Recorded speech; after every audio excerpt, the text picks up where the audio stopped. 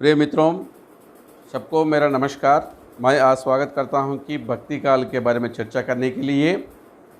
भक्ति काल 375 से लेकर 1700 तक भक्ति काल का समय माना है रामचंद्र शुक्ल जी ने।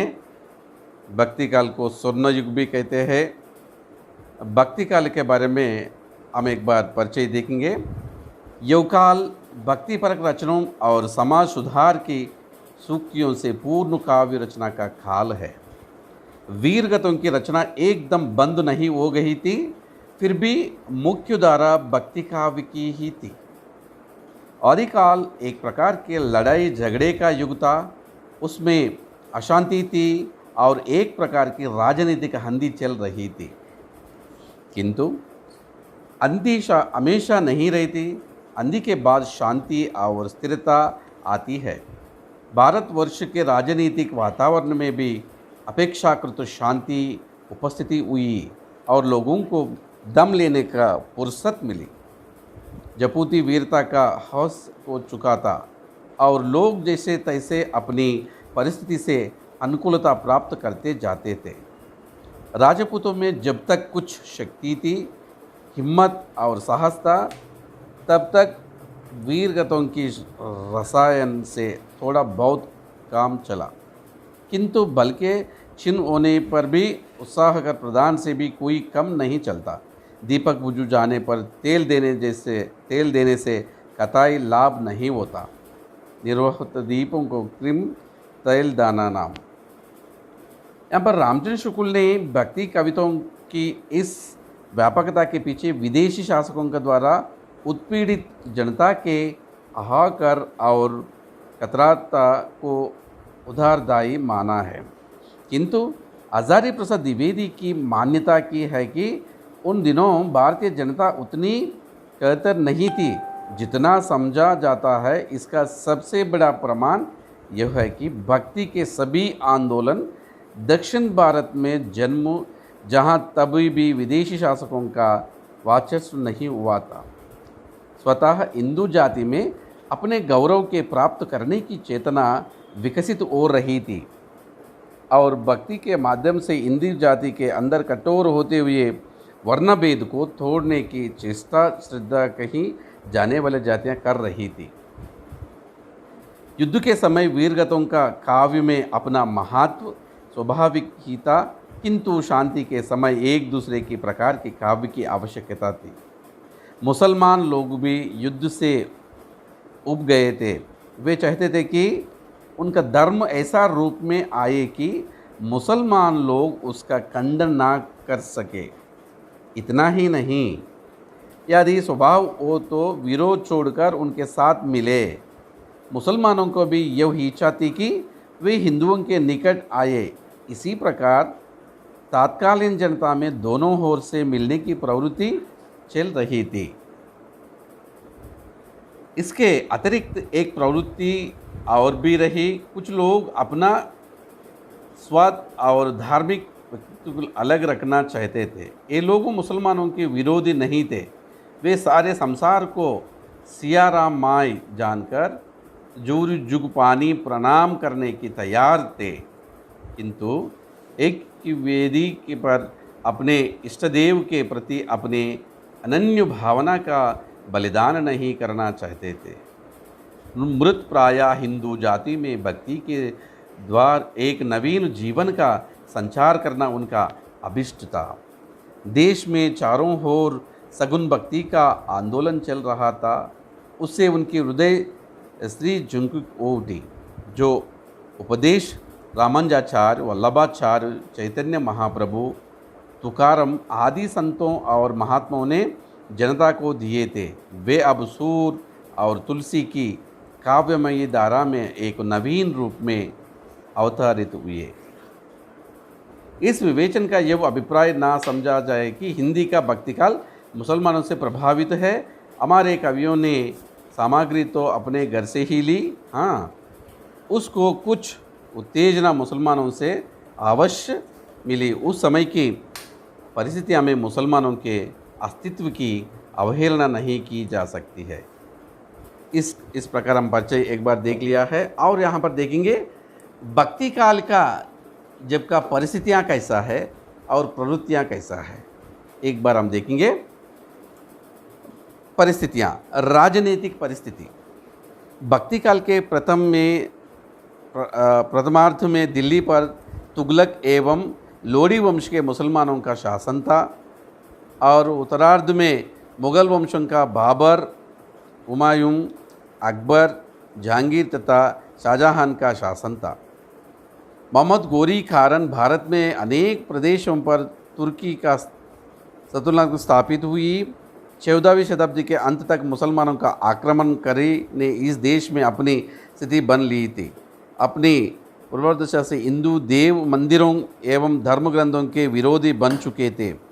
राजपूतों के अहंकार स्वार्थ ने उन्हें आपस में लड़ाकर अत्यंत कमज़ोर बन दिया था। हिंदू शासक राजा कहलाने में ही अपना गौरव समझ रहे थे। देश में धर्म की परिस्थिति बहुत खतरनाक हो गई थी। और सामाजिक परिस्थिति जब का भक्ति काल में मुग़ल शासन से निरंतर संघर्ष करते हुए जनता उत्साहित हो गई थी। सामाजिक जीवन अत्यंत उथल पुथल था। समाज दो रूपों में बांट गया था, हिंदू और मुसलमान के रूपों में। मुसलमानों ने शासकीय मनोवृत्ति थी, वो हिंदुओं पर अंधाधुंध अत्याचार कर रहे थे। हिंदुओं पर जजिया कर लगाया था, यह हिंदू होने का दंड था। इसके विरोध में पराजित हिंदू मुसलमानों को प्लेज आदि कहकर अपनी जातीय श्रेष्ठता के कल्पित गर्व की पूर्ति करते थे। बादशाह तथा सामंत अत्यधिक विलासी थे। इसके कारण हिंदुओं में पर्दा प्रथा तथा बाल विवाह का प्रचलन हुआ। इस युग में हिंदुओं में ऊंचा नीच का भेद आया। जाति पंथ बढ़ते जा रहे थे। निम्न वर्ग दीनतापूर्व जीवन व्यतीत कर रहा था, क्योंकि वह जीवन की था। तुलसी ने कविता में इसका यथार्थ चित्रण किया है। खेती ना किसान को, बिक्री को ना बिक्स बली, भानिक को बनिज ना शक्कर को चाकरी। उस समय नारियों की बड़ी हीन दशा थी। इनमें मात्र भोग्य या विलसित का स्थान माना जाता था। उन्हें सामाजिक अधिकार प्राप्त नहीं थे। सती प्रथा का प्रचलन था। इस प्रकार सामाजिक परिस्थिति था। और उसके बाद साहित्यिक परिस्थिति। काव्य के भाव पक्ष तथा कला पक्ष की दृष्टि से भक्ति काल को स्वर्ण युग कहा गया है। प्रमुख रूप से इस काव्य का सृजन प्रबंध और मुक्तक दोनों रूपों में हुआ है। तुलसीदास का रामचरितमानस तथा जायसी का पद्माव प्रबंध काव्य है। कबीर आदि संत कवियों का काव्य तथा कृष्ण भक्त सूरदासी अष्टचाप कवियों का मुक्तक काव्य है। हिंदी भक्तिधारा के साहित्य को दो भागों में बांट गया है। एक है निर्गुण धारा और एक सगुण धारा। निगुण ज्ञानाश्रय द्वारा आचार्य रामचंद्र शुक्ल ने नामदेव तथा कबीर द्वारा प्रवर्तित भक्ति धारा को निर्गुण ज्ञानाश्रय शाखा की संज्ञा दिया गया है। इस काव्य धारा ने ईश्वरीय तत्व को जानने के लिए ज्ञान एवं भक्ति तत्व को प्रधानता दी। इसमें सत्व राज तम तीन गुणों से निर्गुण ईश्वर की उपासना को महत्व दिया है।